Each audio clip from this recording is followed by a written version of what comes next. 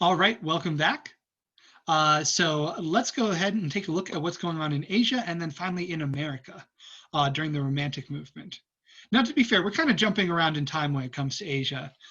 We're not going to be able to go super in depth in this class in terms of the history of Asia, but we'll check in every so often as different things happen and as ideas spread around the world. But Asia had been celebrating nature for hundreds of years already. In the Tang and Song dynasty of China, which was, let's say, like 600s onward, there started being this tradition of paintings on silk that evoked the beauty of nature and poems that evoked the beauty of nature. So take a look at something like this. We have this huge open landscape. And if we zoom in, there's quite detailed. You've got the trees and just a little tiny sign of human presence, just like a little monastery in the mountains. That's sort of the view of nature. Nature is big, it's all around you, and then you just have your little Buddhist or Confucian monastery right there. And you're experiencing this sort of tiny presence in the heart of nature. And the poems would try to evoke the beauty of nature as well. So there's a long tradition of nature being important in China.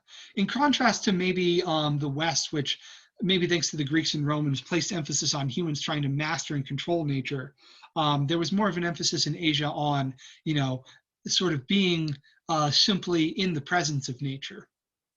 One of the most interesting writers from this time period is Shen Fu.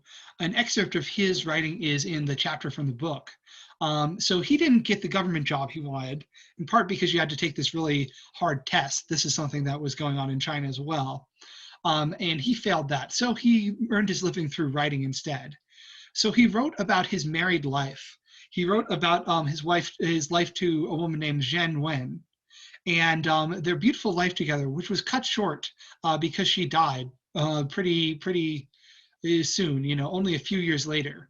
And he talks about an experience that they had gardening together. And, this is another passage where he can go into the beauty of nature. And they sort of planned out a garden together. They used these plates to make this little, Zen garden type of thing. And they were planning out where everything would go. And then some cats came along and they broke the plates. They broke the pottery that they were using in the garden. And so it's like, nothing could last. It was all sort of brief and ephemeral. And, the metaphor there is his marriage, that life is short and that things decay in the garden and you can't really control that. So you just have to deal with it. That's the story of him in his gardening experience. But yeah, the sort of bigness of nature, that's a very romantic theme. And emotion and art are all kind of coming across here as well. Now, if we go over to the Americas, they were very influenced by the Romantic tradition as well. And they also kind of had their own movement. So this is the United States in the 1800s, had its own movement, which is called Transcendentalism. And Transcendentalism kind of evolved out of the Unitarian movement, but was really influenced by Hinduism and Buddhism. So again, we have that note there. And, so maybe one of the most important cultural things during this time is that Westerners are starting to understand the first glimpses of Eastern religion, the religions that are more about this sort of universal oneness. And it's not quite at the point where that things would be in like the 1960s and 70s where, there's hippies learning about Buddhism and becoming Buddhists. But a new religion starts to emerge all the same. So that really does go far back thinking about these things. And so the new religion is sort of Christian, but it also is sort of all about, being together and all is one, God is one, nature is all one, and everybody is brothers. Everybody is family.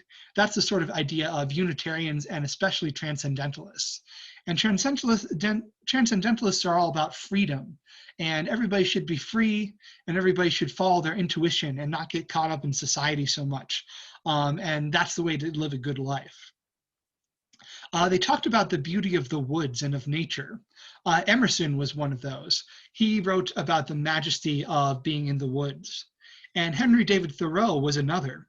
He is famous for his work Walden, which is all about his life in the woods. He built himself a cabin at this pond called Walden Pond, and he wrote about the experience. He wrote about living out in nature and being kind of far away from society. Now, to be fair, he was not that far from society. He could go back and connect with his family when he wanted to. But he kind of had the best of both worlds. He was able to escape being sort of caught up in the stress of everyday life.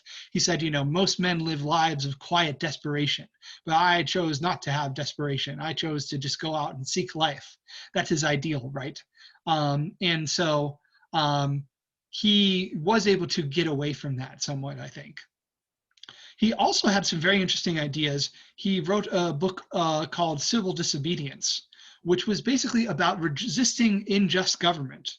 When you see an unjust law, a law that you know to be immoral, then you have the right and the duty to resist it, and hopefully that will lead to the law being changed. And part of his idea there was nonviolence. Don't do any harm, but do resist the law.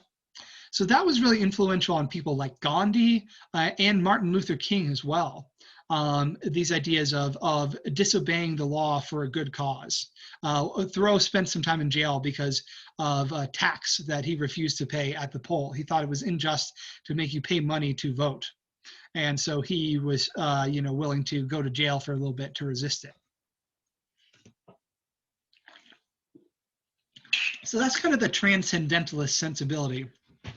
They're they're Christian hippies in a certain way. They believe in the oneness of all things, but with a little bit of a Christian flavoring to them. And one of the authors kind of connected to this movement, he's not directly a transcendentalist in a religious sense, but his poems might as well be, because they are really clearly influenced by that philosophy, is Walt Whitman. So Walt Whitman, I don't know, I love his work a lot. His poems are very beautiful and they're very strange in a certain way.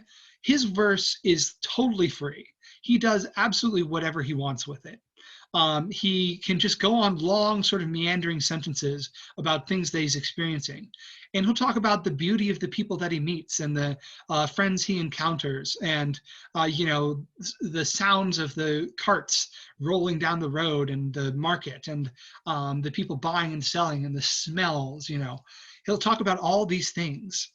His famous work is Leaves of Grass, which is a connection of his different poems along those lines. And one of the most famous of them is, probably the most famous, is Song of Myself. So he says, I celebrate myself. And he sees it as there's no part of his body that's shameful. There's no part of his body that's ugly. Even sexual stuff is okay. And he does dip into that a little bit. The life and the living and the dead and male and female and young and old, we're all connected. We're all part of the same thing. And so that's his view of the universe. He talks about the dead sleeping and the blades of grass kind of growing over their heads like hair.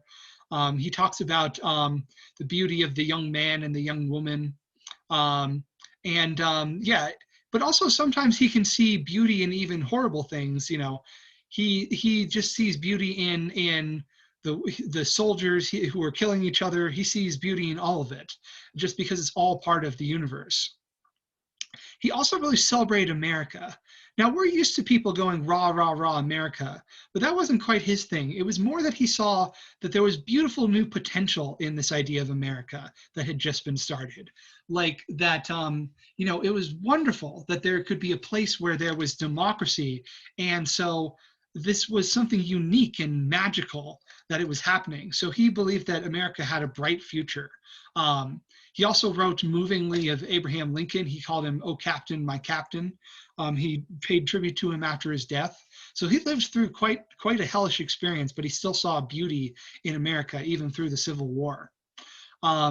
And he was, sometimes his poems were banned or they were censored or he was criticized because he did kind of imply that there was beauty in any sexual encounter with both women and men, which was quite a large thing to say for that time period. So that's interesting. But I don't know, he's just sort of this wild out there grandpa figure who wrote some very interesting reflective poetry. So he's very well worth checking out if you like the sound of that. Okay, so that's a little look into the transcendentalists. Now, America also had its tradition of landscape painting. So the painting of the landscapes continued in much the same vein as it did in Europe, except with a major notable thing, which is that the inhabitants of the United States were exploring and discovering new parts of the landscape. By this time, we had had the Louisiana Purchase. America was moving westward to the detriment of Native Americans, the white colonists, the white settlers. But at least in terms of their culture, the white settlers' culture, there was a really interest in the beauty of the landscape that was being discovered. The American West and the plains and the mountains and the forests, they were celebrating the beauty of the North American continent. So one of the painters here was Thomas Cole. Here is his painting of a river. I really like this, and in some ways I think the American painters are even better than the European painters, just because of the kinds of landscapes and the way that they go about it. Here's his from 1836. So this is a painting before the Civil War, but we still see the beauty of the river and the sort of gnarled old trees here. Another is of his, this is really interesting. So let's zoom in on it a little bit actually. Watch this. So in just a second here. Yes. So this is a series of paintings actually, but I have them all in one image. So this one he called The Course of Empire, this series. And so basically it chronicles the rise and fall of great empires. And so he evokes both nature and sort of the going back to Rome. So you start primordial, nature, nobody's here. And then you have people making the first settlements. He's probably imagining some ancient Romans doing that. Then you have a grand and glorious city. Rome didn't look quite like this, but you get the idea. Then you have strife and struggle in the empire. And then finally, it collapses again and you're left with the ruins. I don't know, I just think that's a cool series from him. So that's not quite directly American painting, but probably the landscapes were inspired by America. Another one, Frederick Church. We talked about him as well. This is New England scenery. So he hasn't even gone that far west yet, but already Americans are sort of paying artistic tribute to the beauty of the American landscape. This one is another one by Church. This is from South America, and this is the heart of the Andes. So I don't know for sure if he traveled to South America, but I want to say that he did. And I really love the way that it looks. It captures the majesty of things with this really sort of dappled style, with this sort of shimmery light in the trees. And another one of his is Niagara Falls. This is really beautiful. Could almost be a photograph. Niagara Falls is seen from the south side. Another painter of this time period was Bierstadt. And Bierstadt saw that the Native American way of life was disappearing. And he saw that as an utter tragedy. And so he wanted to convey that. And so he would often put Native American figures in his art. And this one is specifically about them. This is called The Last of the Buffalo, and talks about how the buffalo, which were the main food source for the Plains tribes of America, were disappearing because of the hunting of settlers, and they were dying off, as you see from the skulls here. So he's evoking that tragedy. And another artist who evoked the tragedy of what was happening to the Native Americans was George Catlin. Catlin did a very interesting thing. He went and he painted some of the leaders of these tribes. He had them get their portraits taken, just like previously people were doing for kings and emperors. And so he is saying, that they have the same dignity. And in general, he tried to advocate for them. A lot of romantics did. They saw the injustice of what was happening, and they believed in a sort of more back to nature way of life, which to them, the Native Americans represented. And so they really did try to advocate for them and fight for them. But unfortunately, it wasn't enough. The United States managed to basically do them wrong all the same. But Catlin, spread awareness of what people's lives were actually like and tried to help people get past stereotypes of Native Americans and see who they really were. So props to him for that. And interestingly, he was so involved in that culture that kind of mineral that was used by the Plains tribes is today known as catlinite, named after him, and was used in their pipes. So we see the art actually part of Native American art is the art of pipe carving, which is quite detailed. Here we have a sort of owl figure. You can see the beak right there sitting on the pipe. Okay, so we're almost done here. So our little tour of the Romantic movement in America has yielded a lot of interesting results. But I also want to point out that American art was developing outside of that framework too. We also have what's known as folk art. Folk art is, art that's not done with those sort of classic styles and may not even be all that sort of technically skilled, but still sort of expresses, a more common person's view of art. This is art that people were doing just because they wanted to do it, and not because they were trying to wow a king or a ruler or have it hung up in a gallery or something like that. So one piece of folk art is this painting by Edward Hicks called The Peaceable Kingdom. So Edward Hicks was a Quaker, which have tended to be some of the more open-minded Christian movements as well, kind of like the Unitarians and the Transcendentalists. And here he places all the animals together, and there's a child playing with them. And they are all lying down together, which is an idea from the Bible. The lion shall lie down with the lamb. We see that right here.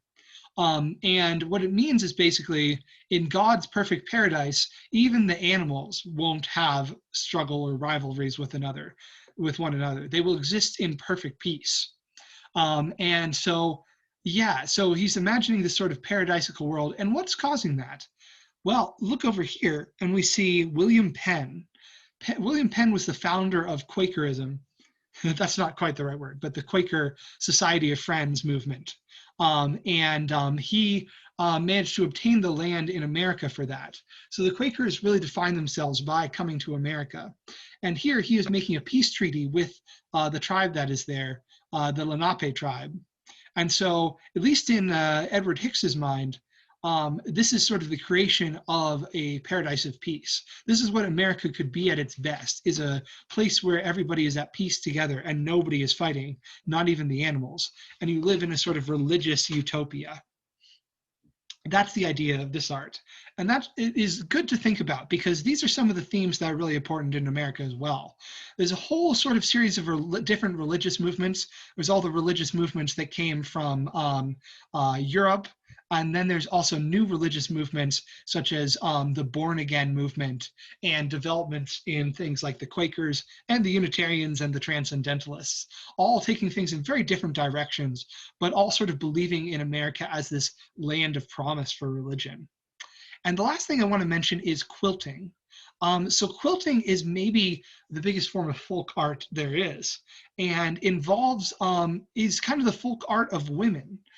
They are communal projects with no one artist, which is maybe why we don't talk about them as much. There's not one artist, but involves women working together at what are called quilting bees to, make their own scraps of fabric and to stitch them together as a giant team. So they make, big quilts that you can use to stay warm, or you can put over the bed, or you can hang up on the wall. And these are sort of, they usually have something to do with like the history of the people who are there. Talking about families, things that are important to their families, things that are important to their towns. So they can be a record of things that have happened in one's life too. So in general, they're just a good record of what's important to people during this time period, especially women, whose perspectives we don't get often enough throughout history. So we've got some interesting things going on, even outside the fancy romantic paintings. But of course, the fancy romantic paintings are very beautiful and very cool. So I highly endorse all of them. If you ever get a chance to see them in a museum, I think the Denver Museum has some romantic paintings, or some paintings that are kind of like the romanticism with the landscapes. I totally recommend it. Okay, I've probably gone on a little long, but thank you guys for watching this video. And I will meet you in the discussion question to get your take on the Romantic movement and what you think of it. All right, take care.